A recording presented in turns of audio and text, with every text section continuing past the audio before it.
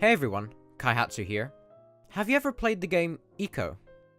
Well, nor have I, but I know it for one reason. The infamous North American cover.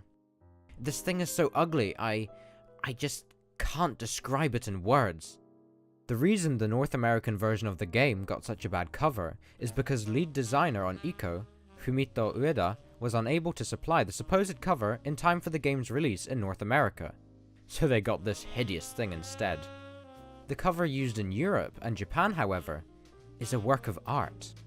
Well, it quite literally is, as it was painted by Fumito Ueda himself. The inspiration behind this painting is very interesting.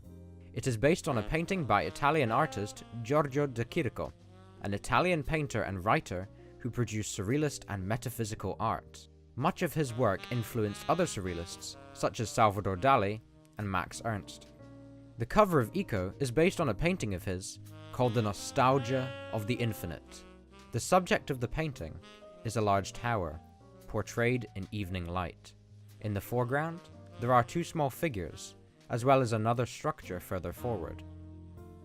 Small figures can be seen in many of his paintings, which contrasts against the large structures that can be seen in his work, as well as the large, desolate landscapes where these buildings are situated.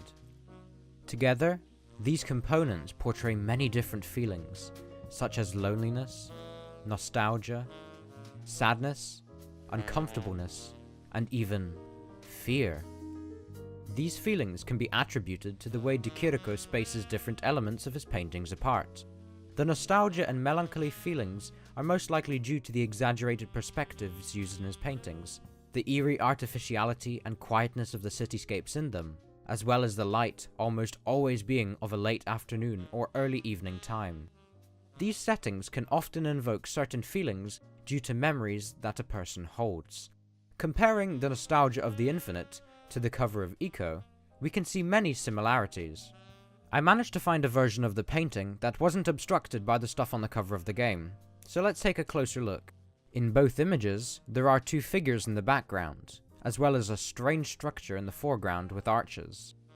The early evening light is also present on the cover of Ico, as well as the strange perspective that de Chirico incorporated into The Nostalgia of the Infinite. The reason that Fumito Ueda chose to use this painting of his on the front cover was because he believed that the surrealistic world of de Chirico matched the allegoric world of Ico. Ueda's minimalist landscapes in games such as Ico also fit in with the style of de Chirico's desolate landscapes in his work. The types of landscapes similar to the one on the cover of Ico are what de Chirico is most well known for. Let's have a little look at some of his other works.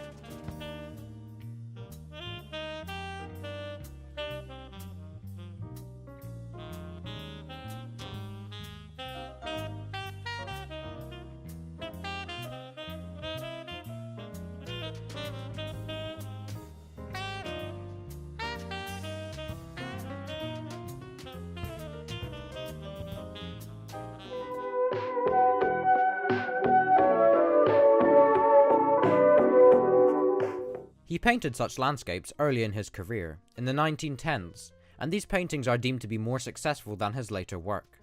It is likely that his paintings were inspired by his interest in classicism, work created in the classical era, with the aesthetics of ancient Roman Greece. As well as this, it is possible that his time spent living in Paris in the 1910s resulted in the mysterious, classically inspired pictures of empty town squares for which he is best known, due to homesickness.